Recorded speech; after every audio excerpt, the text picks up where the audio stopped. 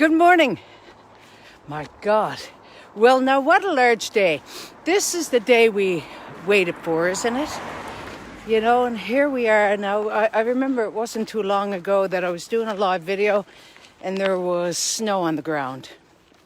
So here we are today and we're in Newfoundland and it's beautiful. Thank God.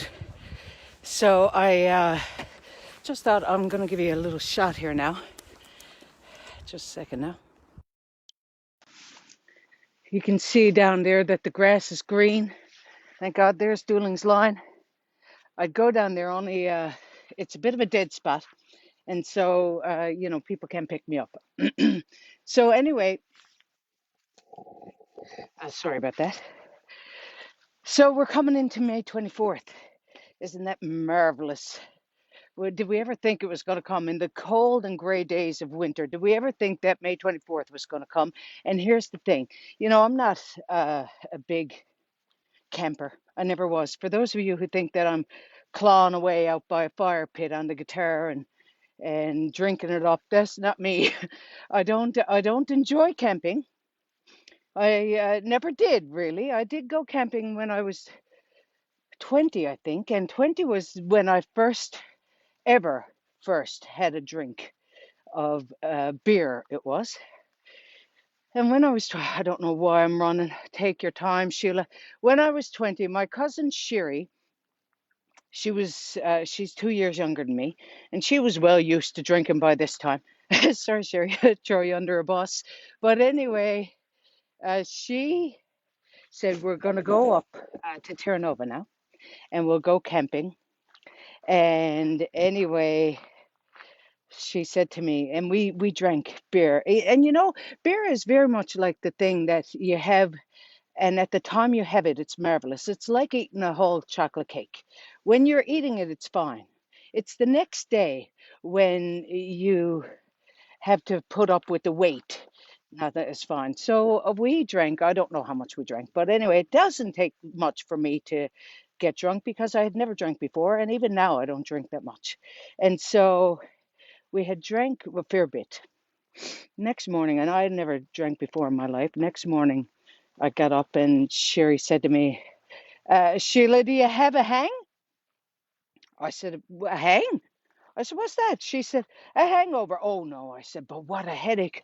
Oh, I said it, boom, boom. Never had a clue. God bless the innocence. Isn't it marvelous? So anyway, no, I never ever went camping very much. When I was young, I did it, a couple of times, maybe twice or three times in my life.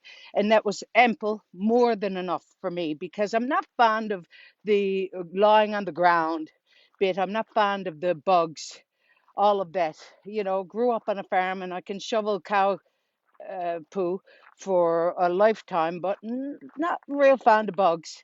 And so anyway, I was walking along here the other day on the back line, and these two young fellas were out. And I was on the phone to Visa at the time, and because I was getting charged interest for something, and I said no, you got to reverse that. And so I was trying to be sensible, on the phone, and said, because of whatever, blah, blah, blah. And the woman said, yeah, oh, yes. And you're calling from. And at that point, when she said, you're calling from, the little fella called out and he said, Mrs., do you want to buy some worms? And I said, no, no. I said, I've no need for worms right now. He said, but do you go fishing? I said, no, I don't fish. So I said, I've no real call for worms. And the woman on the phone was laughing and delighted with this. And I said, such fortitude. I said, in a pandemic out selling worms.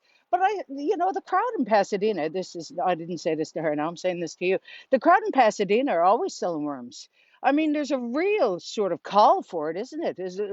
I remember passing through there, going to do shows in Corner Brook or going to visit my friends in Port. By the way, good morning. By the way, I saw someone from Port East last week chimed in on the Facebook. Hello to you. God bless you. Anyway, and we passed through Pasadena, and all we saw were the worm signs. I never saw the beat of it. I thought, my God, there's such a trade out here for worms. But anyway, so we're coming up to May 24th. Now, years ago, God bless. I say that, and my father used to say that years ago.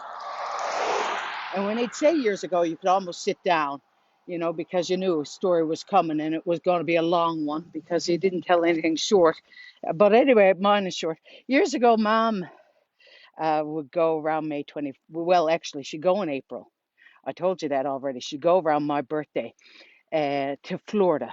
And so I would go down in May. I'd go around the 15th of May, and I'd always be down for May 24th. And we'd get the sales down in Ellington, for the Memorial Day weekend, Victoria. I think we call it Victoria Day here, don't we? We do, I think. And so anyway, Mom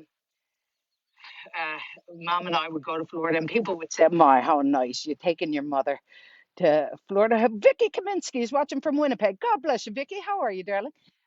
Anyway, God, she's doing all right. Anyway, Mom would say, Sheila, we'll go down at this time. And people would say to me, "How marvelous, that you take your mom to Florida." I used to go home and laugh. I'd say, "Oh, yes, I'm marvelous." I'd say to them. And I'd say, "Mom, I didn't bother to tell them that you're the one who's taken me." She said, "No, darling, the less they know, the better." God bless her. But anyway, so here we are, Victoria Day weekend. Uh, if that's wrong, someone tell me, will you please? And we're coming in on May 24th. It's meant to be beautiful and gorgeous. And I was out in the garden all week.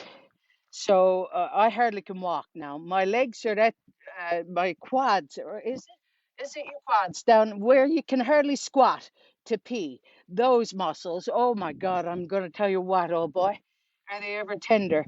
Last week when I was on, I was talking about Nurses Week. I said that I had to Google a joke. And after that, I got a message in my inbox, and it was from Mike Power. And Mike Power sent me a message, and this is what he sent. He said, this fellow was driving along on a Harley and out taking a little spin, and swerved to miss a moose. And as he swerved, he went right into the ditch, of course.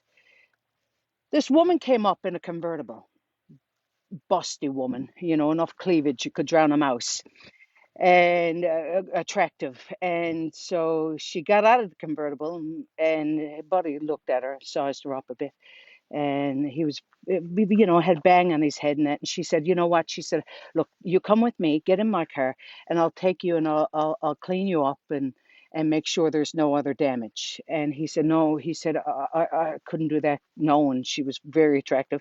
Said, "No, no, my wife wouldn't like that." She said, "No, look," she said, "I'm a nurse." So she said, "Get in the car and I'll take you and clean you up and bring you back." And he said, "Well," he said, "Oh, yeah, okay." And anyway, she only lived around the corner.